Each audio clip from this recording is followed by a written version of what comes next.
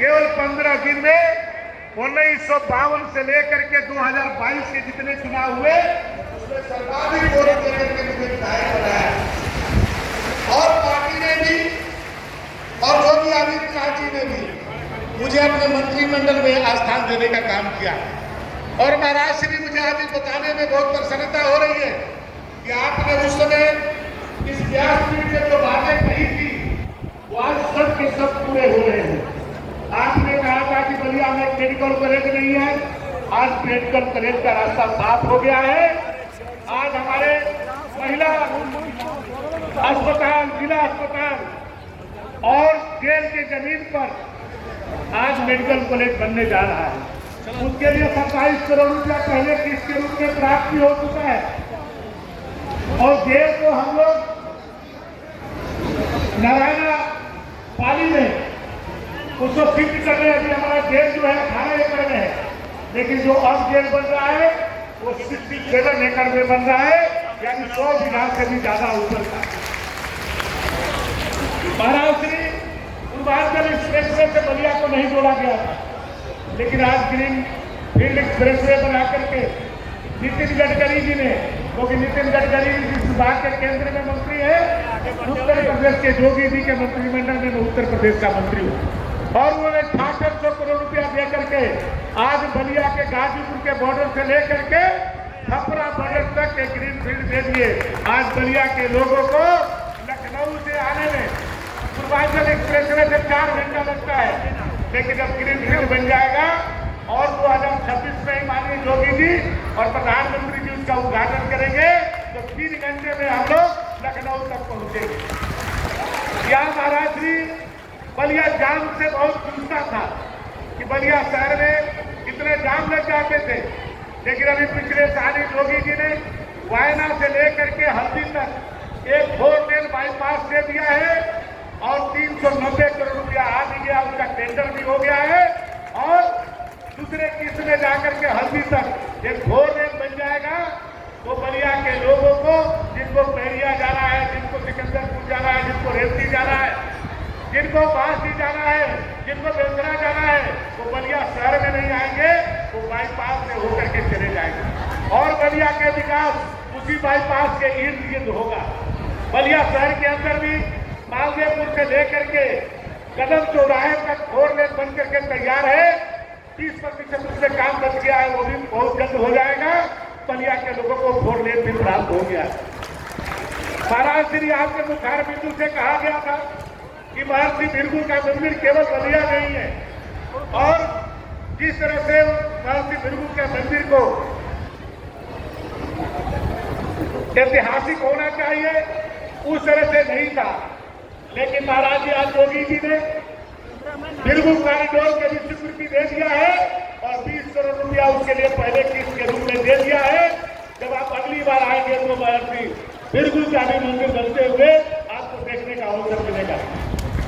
महाराज श्री मैं परिवहन मंत्री हूँ और परिवहन विभाग का जहाँ पर आपका कथा हो रहा है, इससे 100 मीटर दूर पर ही हमारा बस स्टैंड का छोटा था, लेकिन उसके लिए 100 करोड़ रुपया आवंटित किया हूँ और 9 मंजिला जो है हमारे बस अड्डा बन करके 26 में बन करके तैयार हो जाएगा। उसका काम प्रारंभ हो चुका है। बलिया में स्थिति नहीं थी, गंदगी होती थी, आज 100 करोड़ रुपया से स्थिति बन करके तैयार हो गया है, उद्घाटन होने वाला है।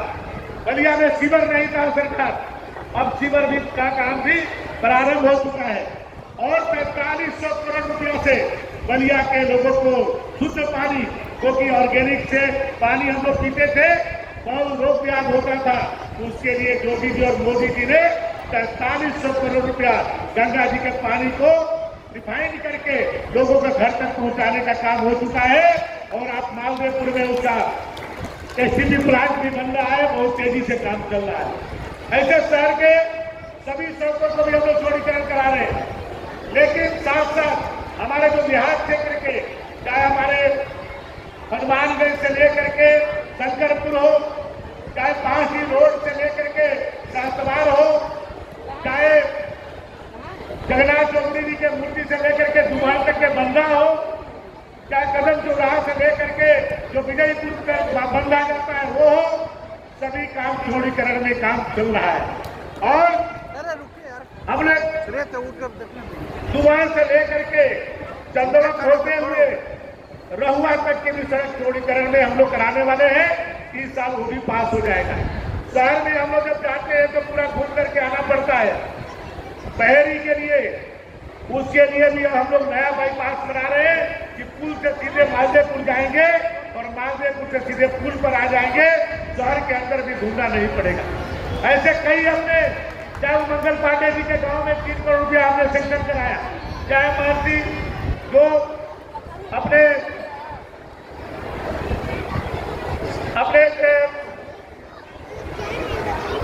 पराशर मुनि के आश्रम 2 करोड़ रुपया से बन रहा है। अपने बसंतपुर में जो उदासीन मठ है उसके लिए 2 करोड़ रुपया सेक्शन हुआ है। अपने शहर के अंदर जो शिषपाल के बगल में मंदिर है उसको बंद योजना में उसके लिए भी 2.5 करोड़ रुपया सेक्शन कराए। महाराज इस सैकड़ों काम आज बलिया के अंदर विकास के लिए हो रहा है। आज बिहार घाट में भी बस डिपो बन रहा है और बैरिया में ISBT बन रही है 20 एकड़ जमीन में, उस पर भी 200 करोड़ रुपया का है। बिहार और उत्तर प्रदेश को जोड़ने के लिए होना है। बहुत सारे काम आपने जो उस समय मुख्यमंत्री से कहा था वो सभी काम जो है प्रारंभ हो चुका है। और जो मैंने कहा था लोगों के बीच में चुनाव के समय में जो अपने पम्फलेट मैंने बांटा था, अखबारों में विज्ञापन दिया था, उस विज्ञापन को आप लोग देख लीजिएगा। उसी विज्ञापन के अनुरूप हमने तो 16 काम कहा था, लेकिन आज हम कह सकते हैं कि 34 से भी ज्यादा काम आज बलिया में होने जा रहा है। आज 30 करोड़ रुपया से बलिया में बच्चों के लिए प्राइमरी स्कूल से लेकर के इंटरमीडिएट कॉलेज तक मुख्यमंत्री कंपोजिट विद्यालय भी बलिया में आ चुका है। यहाँ पर जो साइंस सिटी भी बलिया में आ चुका है। GIC के मैदान पर मल्टीपर्पज स्टेडियम भी बन रहा है 50 करोड़ रुपया से। और क्रिटिकल केयर यूनिट के लिए बलिया अस्पताल में 100 करोड़ रुपया आया हुआ है। उसके लिए जमीन भी जो है चिन्हित हो चुकी है, वो भी बहुत जल्द बनने वाला है। और हम लोग का दूसरा काम है एक बलिया में एक इंजीनियरिंग कॉलेज, मेडिकल कॉलेज के बनते ही बलिया में एक जो है हम लोग इंजीनियरिंग कॉलेज मंगल पांडे जी के नाम पर बनाएंगे कि बलिया के लोगों को बाहर जाने की आवश्यकता नहीं पड़ेगी, यहीं पर रह करके अपनी चिंता कर सकते। तो सरकार आपके मुखार बिंदु से जो चीज कही गई थी हम लोग उसके अनुरूप में काम कर रहे हैं। और इस राम कथा से मुझे पूर्ण विश्वास है कि अपने भगवान श्री राम के चरित्र से, चाहे उनके भक्त हनुमान के चरित्र से, चाहे लक्ष्मण जी से, एक परिवार में कैसा सामंजस्य होना चाहिए वो भी इस राम कथा में आपने 9 दिन बताया है। एक परिवार में किस तरह का प्रेम और अटूट विश्वास होना चाहिए वो भी आपने 9 दिनों में बताया है। यदि हमारे बलियावासी यदि इस राम कथा के एक चौपाई का भी अपने जीवन में अनुसरण कर देंगे तो मुझे लगेगा कि 9 दिन का ये राम कथा सार्थक हो गया। इसलिए मैं अपने बलियावासियों को भी धन्यवाद देना चाहता हूं कि आप सबने विपरीत परिस्थितियों में दशहरा के त्योहार चल रहा था, सभी लोग व्रत थे, लेकिन उस समय ये कथा प्रारंभ हुई, लेकिन आप सबने आकर के इस कथा को भी आपने सम्मान बढ़ाने का काम किया। महाराज श्री 2 दिन 3 दिन तो ऐसा लग रहा था जब बारिश इतनी तेज हुई हम लोगों ने चटाई छोड़ करके यहाँ कुर्सी लगवा दिया। अब लग रहा था कि कैसे लोग आएंगे, लेकिन महाराज श्री मुझे देख करके बहुत आश्चर्य हुआ कि लोगों के पैर पानी में था, लेकिन कथा सुनने के लिए यहाँ पर लोग एकत्रित हुए थे, पूरा पंडाल भरा हुआ था। आप सबने जो प्यार दिया, जो स्नेह दिया, मैं आप सबको विश्वास दिलाता हूँ क्योंकि ये महाराज जी की पीठ है, मैं उनकी गति से बोल रहा हूँ। ये राम कथा है, जो बोलूंगा सत्य बोलूंगा। जिस तरह से हनुमान जी कहते थे कि राम के कार्य किए बिना उनको विश्राम नहीं है, तो मैं भी आपसे कहता हूं कि जब तक बलिया के विकास नहीं कर दूंगा तब तक विश्राम नहीं लूंगा। चाहे मुझे गाड़ी नहीं छोड़ना पड़े, लेकिन बलिया के लोगों से जो वादा किया हो, एक एक वादा को 2027 से पूरा करके तभी आपके सामने दोबारा आऊंगा, नहीं तो दोबारा आने का हिम्मत नहीं करूंगा। तो मैंने कहा है उसको करके दिखा दूंगा, क्योंकि मैं अपने गुरु के सामने वचन दे रहा हूं और उस वचन को पूरा करने के लिए अपने जीवन के दिल की लगा दूंगा। आप सबने आशीर्वाद दिया, आप सबके आशीर्वाद इसी तरह से हमसे प्राप्त होता रहे। और कभी महाराज श्री चाहे अपने जीएस स्वामी जी भी आए थे, आपने देखा होगा कि बलिया में 4 माह तक रहे, कितना बढ़िया जो यज्ञ हुआ, एक एक करके चाहे धार्मिक कार्य हो, चाहे विकास का काम हो, चाहे बलिया के मान सम्मान और स्वाभिमान का हो, हर क्षेत्र में बलिया आगे बढ़े, इसके लिए हम सब कार्य करते रहेंगे। आज हमारे यहाँ माताएं बहनें बहुत हैं, वो ज्यादा कथा में ज्यादा रुचि लेती रही, हमारी बिटिया भी आई हुई है। लेकिन मैं एक बात कहना चाहता हूं, अपने बलिया के बेटी शक्ति दुबे 3 बार IAS के प्री में फेल हो गई, लेकिन 5वीं बार पूरे भारत में टॉप कर गई। ये बलिया के लोगों में ये इतनी ऊर्जा है, इतना शक्ति है, जब ये अपने शक्ति की पहचाने तो बलिया भी देश के विकास में नंबर 1 होने का गौरव रखता है। क्योंकि मोदी जी के एडवाइजर से लेकर के जो अमिताभ कांत हैं, ऐसे देश में कितने ऐसे लोग हैं जो बलिया के रत्न लोगों ने पैदा किए हैं। यदि एक के गांव को यदि बोल लेंगे तो बलिया पूरे देश में नंबर 1 जिला बन सकता है, ऐसा बलिया में समझते हैं। आपका आशीर्वाद सदैव हम सबको मिलता रहे। आप सब भी इस तरह से आकर के हम सबको आत्मबल को बढ़ाने का काम किए, नहीं तो ऐसा लगता था कि दशहरा में पानी में कैसे कथा होगी। लेकिन आप सबने, मैं यहाँ पर सबसे ज्यादा डीडी कॉलेज के प्रबंध के लोगों को धन्यवाद देना चाहता हूँ।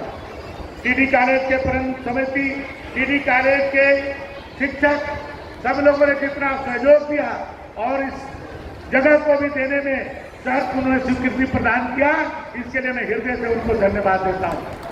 अपने मीडिया बंधुओं को भी धन्यवाद देता हूँ कि बलिया के लोगों तक आपकी कथा को पहुंचाने के लिए उन्होंने भरपूर प्रयास किया और जिनके कारण से लोगों तक ये संदेश गया और ये कथा सफल हो पाई। इसलिए मैं अंत में यही कहूंगा कि भगवान श्री राम से प्रेरणा लेकर के, क्योंकि विपरीत परिस्थितियों में भी श्री राम ने अपनी मर्यादा को नहीं भूले, इसीलिए मर्यादा पुरुषोत्तम हुए। और रामायण हम लोग को सिखाती है कि चाहे गलत कोई भी हो, चाहे कितने भी शक्तिशाली क्यों न हो, वो सत्य के सामने जीत नहीं सकता है, सदैव सत्य की जीत होती है। रावण के पास तो सब कुछ था, रावण के 100 भाई थे, सोने की लंका थी, उसके पास तो पुष्पक विमान था, लेकिन एक चीज नहीं थी कि रावण के पास में दिखता नहीं थी, राम के पास में दिखता थी। इसलिए राम का विजय हुआ, रावण को पराजय होना पड़ा। इसलिए व्यक्ति को अपने जीवन में सत्य के साथ रहना चाहिए और सत्य कभी पराजित नहीं हो सकता है, अपने मन में गांठ बांध करके रखना चाहिए। आपने अवसर दिया बोलने के लिए, इसके लिए मैं बहुत बहुत धन्यवाद। बलिया वासियों को बहुत बहुत धन्यवाद। जय हिंद, जय।